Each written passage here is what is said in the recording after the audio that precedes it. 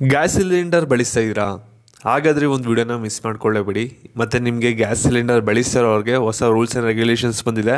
ಮತ್ತು gas cylinder ನೀವು ಬಳಸ್ತಾ ಇದ್ದೀರಲ್ಲ, ಎಷ್ಟೊಂದು ಜನ 900 ರೂಪಾಯಿ ಕೊಡ್ತಾಯಿದ್ದೀರಾ ಬಿಲ್ಲು. ಕೆಲವ್ರಿಗೆ ಕಮ್ಮಿ ಬರ್ತಿದೆ, ಕೆಲವ್ರಿಗೆ ಇದನ್ನ ಜಾಸ್ತಿ ಆಗುತ್ತೆ ಜನವರಿಯಿಂದನೂ ಕೂಡ ಅಂತ ಹೇಳ್ತಾ ಇದ್ದಾರೆ. ಕೆಲವರು ಕಮ್ಮಿ ಆಗುತ್ತೆ ಅಂತಲೂ ಕೂಡ ಹೇಳ್ತಾ ಇದ್ದೀರಾ. ಆ್ಯಕ್ಚುಲಿ ರಿಯಾಲಿಟಿಲಿ ನಿಮಗೆ ಜನವರಿಯಿಂದ ಅಮೌಂಟ್ ಎಷ್ಟಿರುತ್ತೆ ಗ್ಯಾಸ್ ಬೆಲೆದು ಅದ್ರ ಬಗ್ಗೆನೂ ಕೂಡ ತಿಳಿಸ್ಕೊಡ್ತೀನಿ. ಮತ್ತು ಹೊಸ ರೂಲ್ಸ್ ಏನು ಬಂದಿದೆ ಅದ್ರ ಬಗ್ಗೆನೂ ಕೂಡ ತಿಳಿಸ್ಕೊಡ್ತೀನಿ. ಎರಡೂ ಕೂಡ ನಿಮಗೆ ವಿತ್ ಪ್ರೂಫ್ ಸಮೇತನೇ ತಿಳಿಸ್ಕೊಡ್ತೀನಿ. ವಿಡಿಯೋನ ಕಂಪ್ಲೀಟಾಗಿ ನೋಡಿ. ಅದಕ್ಕಿಂತ ಮುಂಚೆ ಚಾನಲ್ ಸಬ್ಸ್ಕ್ರೈಬ್ ಮಾಡ್ಕೊಂಡಿರಲ್ಲ, ಸಬ್ಸ್ಕ್ರೈಬ್ ಮಾಡ್ಕೊಳ್ಳಿ.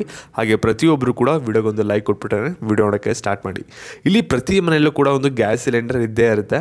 ನೀವು ಗ್ಯಾಸ್ ಸಿಲಿಂಡರ್ನ ಒಂದು 3 ತಿಂಗಳು ಒಂದ್ಸಲಿ ತೊಗೋಬೋದು, ಕೆಲವರು ತಿಂಗಳಿಗೊಂದ್ಸಲಿ ತೊಗೋಬೋದು.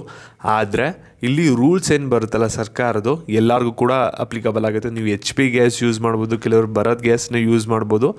ಆದರೆ ಈ ಒಂದು ರೂಲ್ಸ್ ಬಂದ್ಬಿಟ್ಟು ಸಾಕಷ್ಟು ಜನಕ್ಕೆ ಕನ್ಫ್ಯೂಷನ್ ಅಂತೂ ಕ್ರಿಯೇಟ್ ಮಾಡಿದೆ. ಮತ್ತು ಇದನ್ನ ಅಧಿಕೃತವಾಗಿ ಒಂದು ಗಮನ ವಹಿಸಿ ಸರ್ಕಾರದವರೇ ಬಂದ್ಬಿಟ್ಟು ಒಂದು ಪ್ರಕಟಣೆಯನ್ನು ಕೂಡ ರಿಲೀಸ್ ಮಾಡಿಬಿಟ್ಟಿದ್ದಾರೆ. ಯಾಕೆಂದರೆ ಕನ್ಫ್ಯೂಷನ್ ಆ ರೀತಿ ಆ ಮಟ್ಟಕ್ಕೆ ಕ್ರಿಯೇಟ್ ಆಗಿದೆ. ಮತ್ತು ಇಲ್ಲಿ ಗ್ಯಾಸ್ ಬೆಲೆಯಲ್ಲೂ ಕೂಡ ಸ್ವಲ್ಪ ಕನ್ಫ್ಯೂಷನ್ ಇದೆ. ಅದ್ರ ಬಗ್ಗೆನೂ ಕೂಡ ಕ್ಲಾರಿಫೈ ಮಾಡ್ತೀನಿ ಈ ಒಂದು ವಿಡಿಯೋದಲ್ಲಿ. ಇಲ್ಲಿ ಏನಾಗಿದೆ ಅಂದರೆ, ಇಲ್ಲಿ ಗ್ಯಾಸ್ ಸಿಲಿಂಡರ್ ಪ್ರತಿಯೊಬ್ಬರು ಕೂಡ ನೀವು ಬಳಸ್ತಾ ಇದ್ದೀರಾ. ಕೆಲವರು HP ಬಳಸ್ಬೋದು, ಕೆಲವರು ಭಾರತ್ ಗ್ಯಾಸ್ ಬಳಸ್ಬೋದು, ಕೆಲವರು ಬೇರೆ ಕಂಪ್ನಿದು ಬಳಸ್ಬೋದಾಗಿರುತ್ತೆ.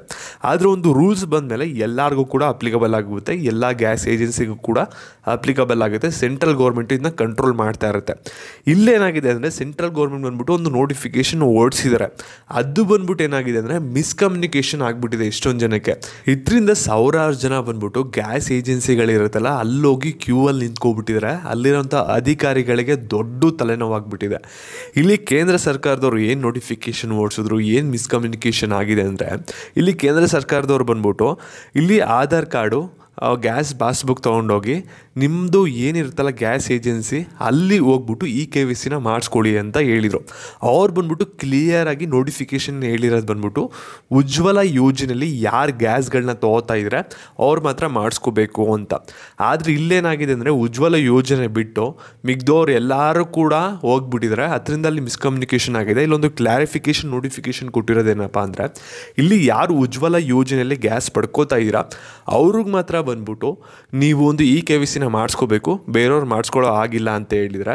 ಮತ್ತು ಇದ್ರ ಜೊತೆಗೆ ಇಲ್ಲಿ ಗ್ಯಾಸ್ ಬೆಲೆ ಏನು ನ್ಯೂಸ್ ಹರಡಿರೋದಂದರೆ, ನೀವೇನಾದರೂ KYC ಮಾಡಿಸ್ಕೊಂಡಿಲ್ಲ ಅಂದರೆ 500 ರೂಪಾಯಿ ನಿಮಗೆ ಗ್ಯಾಸ್ ಸಿಗುತ್ತೆ. KYC ಮಾಡಿಸ್ಕೊಂಡಿಲ್ಲ ಅಂದರೆ ಅದು ಬಂದ್ಬಿಟ್ಟು ನಿಮಗೆ 1500 ರೂಪಾಯಿ ಆಗಿಬಿಡುತ್ತೆ. ಈ ರೀತಿ ನ್ಯೂಸ್ ಸ್ಪ್ರೆಡ್ ಮಾಡಿದರೆ. ಮತ್ತು ಈ ಒಂದು ವಿಡಿಯೋನ ಎಷ್ಟು ಜನಕ್ಕಾಗುತ್ತೆ ಅಷ್ಟು ಜನಕ್ಕೆ ಶೇರ್ ಮಾಡಿ, ಇಂಪಾರ್ಟೆಂಟ್ ಆಗಿರೋದ್ರಿಂದ ನಿಮ್ಮ ಫ್ರೆಂಡ್ಸ್ ಆ್ಯಂಡ್ ಫ್ಯಾಮಿಲೀಸ್ಗೆ. ಮತ್ತು ಇದೇ ರೀತಿ ಅಪ್ಡೇಟ್ಸ್ ಬೇಕಂದರೆ ಚಾನಲ್ ಸಬ್ಸ್ಕ್ರೈಬ್ ಮಾಡ್ಕೊಳ್ಳಿ. ಹಾಗೆ ವಿಡಿಯೋ ಕೂಡ ಲೈಕ್ ಕೊಡಿ. ಧನ್ಯವಾದಗಳು.